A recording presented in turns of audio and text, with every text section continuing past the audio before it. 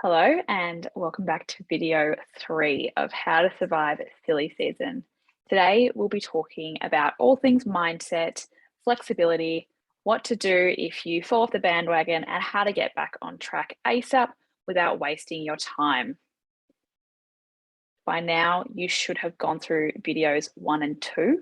You should have printed off your calendars for December and January and marked in all the events that you have, as well as your exercise sessions and some slack time for when things don't go to plan, because we all know we need a plan B, a plan C, a plan D. Today, we'll be talking mostly about mindset, some limiting beliefs that you may not realize you have, how to be flexible with the 80-20 rule, and also how to get back on track if you fall off the bandwagon.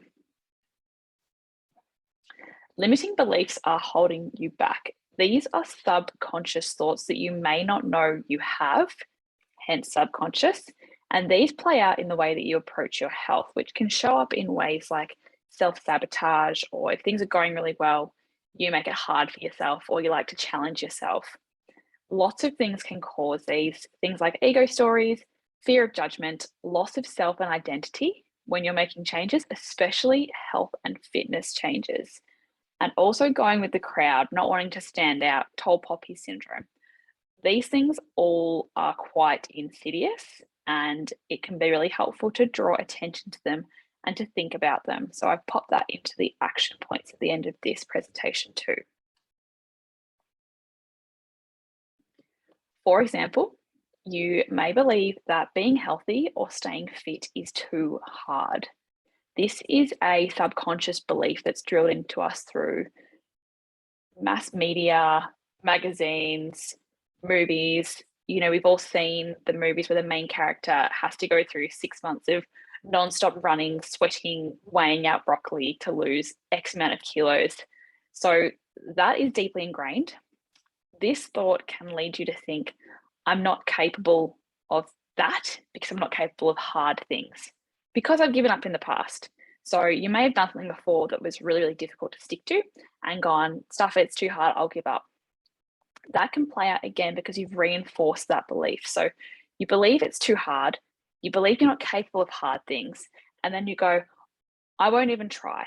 I'll give up before I've started. So instead of looking ahead at Christmas and going, okay, I can manage 3 events or 3 big days where I'm eating and drinking a lot, you go, that sounds all too hard. I'm picturing all these hard things that I have to do.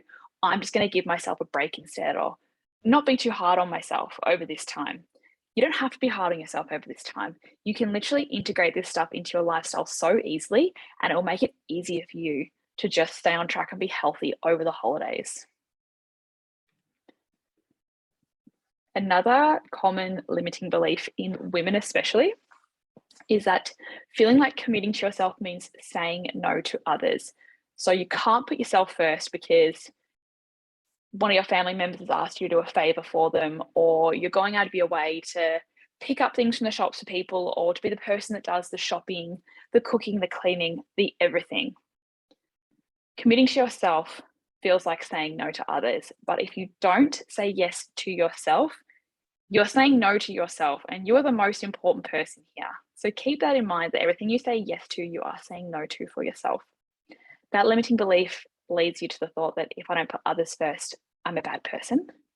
This is societally driven as well, especially towards women who are expected to do everything for everyone else. That leads you to think, I want others to perceive me as kind and easygoing, so I'll say yes to everything, even if it means burning the candle at both ends. And I'm sure by this point, you're all resonating with this here, where you feel like you have so much on your plate with work, home responsibilities, and also trying to look after your health and fitness. Then someone else comes in and asks you a favor. So the thing that goes is your health and fitness. You put that last. You go, okay, I won't work out today because I don't have time, because I have to do this favor for whoever's asked me a favor, because I have to say yes. You don't have to say yes. Say yes to yourself.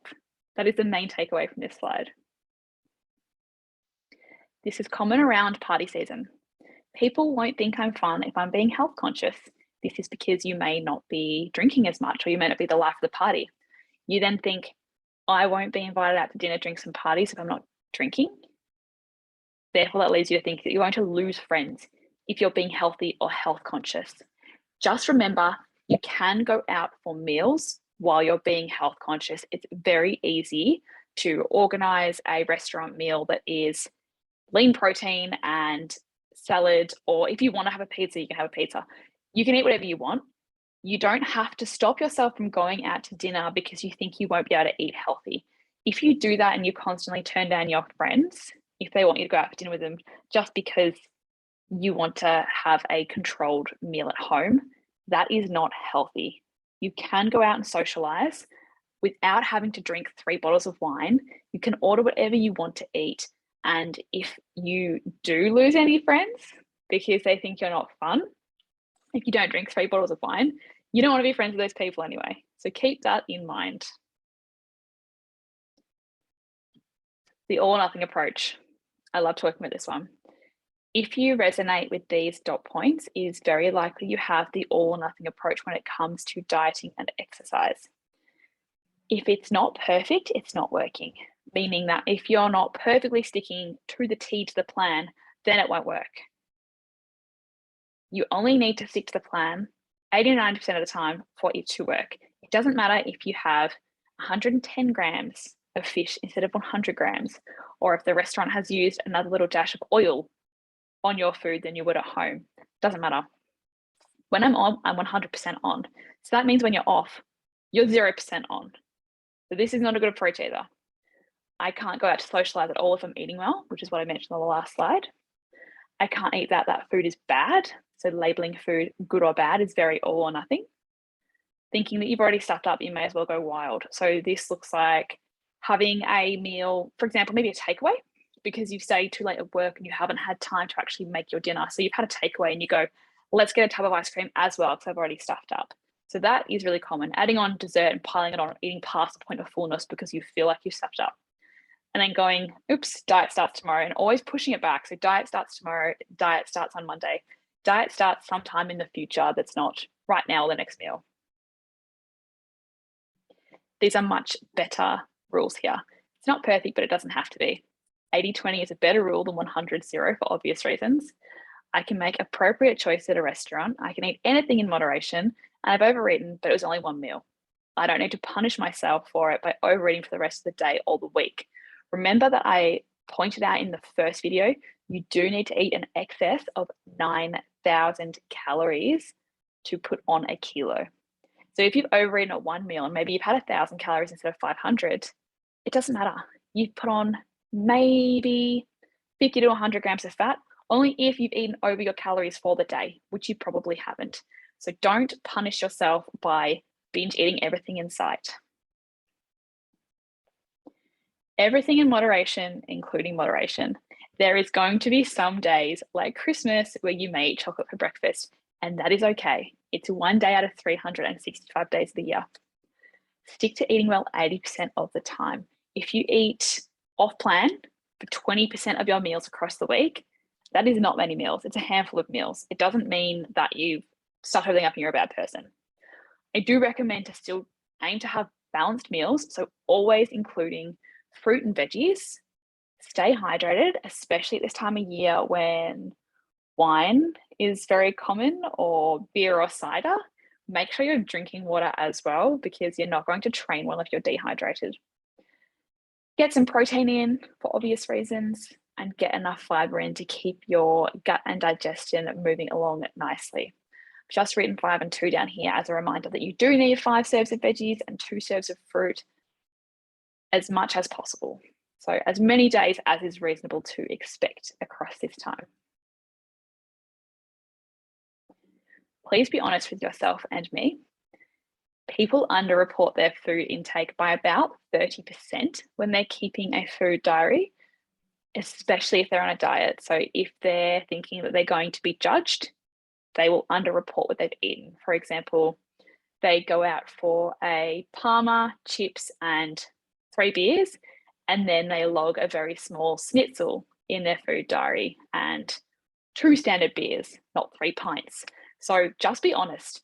I'm never going to tell you off for what you've eaten, but if you're going to record it, be honest about it. Don't underreport it and then say, I don't know why it's not working. I don't know why I've plateaued, because that leads us to unnecessarily reducing your food intake, thinking that you've eaten that certain amount that you've reported instead of what you've actually eaten. So keep your food diary if that helps. That helps me to help you. So please check in on weekends.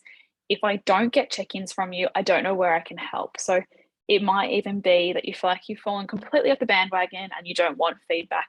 That's fine. Check in anyway and let me know that. And then I know that you haven't just fallen off the face of the earth. I'm here to help. If you get a flat tire, do you get out and slash the other three? I would hope that you wouldn't. There is no need to do this to your health either. So that is going back to that all or nothing. If you've fallen off the bandwagon for one meal, it doesn't mean you have to stuff up the rest of the day on purpose. To get back on track, I recommend that instead of picturing the day as one single unit, so that 24 hours being good or bad or perfect or not perfect, picture breaking up into quadrants. So as the clock goes round, this works for anyone, this timing here, who wakes up at 6 and goes to bed at 10. So you break it up into those 4 quadrants. If you stuff up in one part of those, don't get the meal right, eat too much, miss the exercise you'd planned, you still have 3 more opportunities to stay on track with that. So if you miss your session at 7 a.m., you probably can squeeze it in sometime in the middle of the day, in the afternoon, or in the evening. Likewise, if you've accidentally gone off track with a meal at lunchtime, you can still eat a good snack in the afternoon. You can still have a good dinner at nighttime.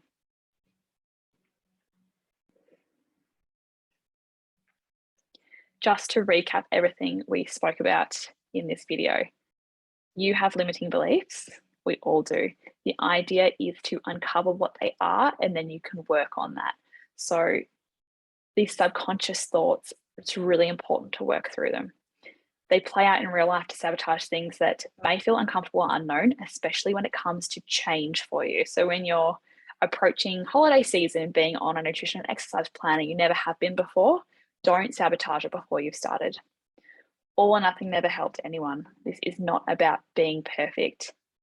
And get back on track immediately after a setback. Don't wallow and don't procrastinate getting back on track till next Monday. Do any of these examples resonate with you?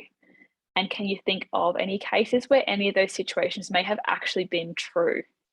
Is it more likely that it was your perception rather than reality? For example, someone perceiving you as being a complete witch for not saying yes to doing a favor for them. It's likely that it was your perception rather than reality. Are these excuses there just to keep you in your comfort zone? And I recommend to start to incorporate flexibility into your plans for the festive season. The 80-20 rule and everything in moderation, including moderation. Hopefully this helped you to understand the importance of incorporating flexibility into your approach, as well as identifying some limiting beliefs and where you can go forward from here. I will see you in video number 4, which is the application of